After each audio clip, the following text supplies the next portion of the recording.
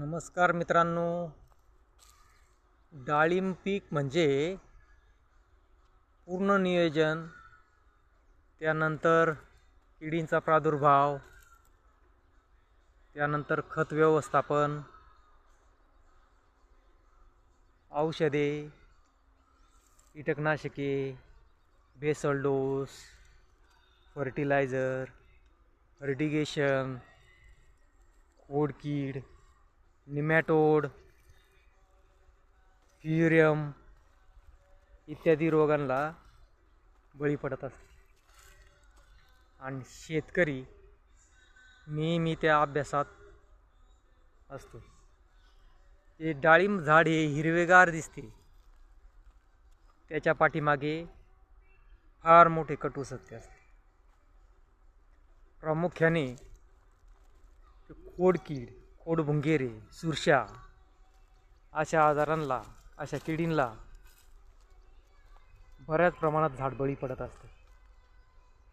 आता हे बघा, माझ्याही प्लॉटमध्ये 2 वर्ष पूर्ण झाडं झालेल्या प्लॉटला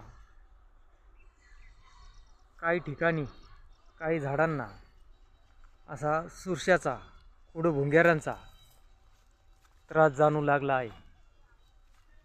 तर याला मी 1 महिन्यापूर्वी क्लोरोफायरिफॉस आणि सायपरमेथिन याची फवारणी करून खोडं धुवून काढलेली होती. परंतु तरीही बघा आज मित्रांनो, खोडकिड्यांचे भुंगेरे आणि खोडाचे वल तुम्हाला आजही दिसत आहे. हे बघा, हा डिंक आल्यासारखा दिसतोय. डिंक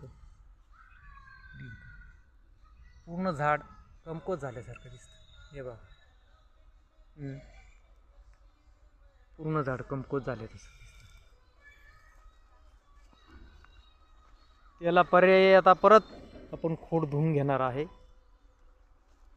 आणि त्याच्यानंतर झाडाला काय फरक पडला काय नाही हे मी तुमच्यापर्यंत पोहोचवणार आहे. धन्यवाद.